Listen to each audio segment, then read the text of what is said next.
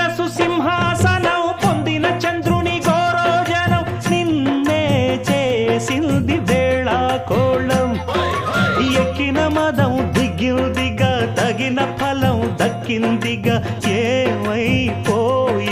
గర్వం అరే శివుని శిరసు సింహాసనం పొందిన చంద్రుని గౌరవజనం నిన్నే చేసింది వేళ కోళం ఎక్కిన మదం దిగిల్దిగా తగిన ఫలం దక్కిల్దిగా ఏమైపోయింది గర్వం త్రిమూర్తులే నిన్నుగని తలొంచరా నిరంతరం మహిమను కీర్తించరా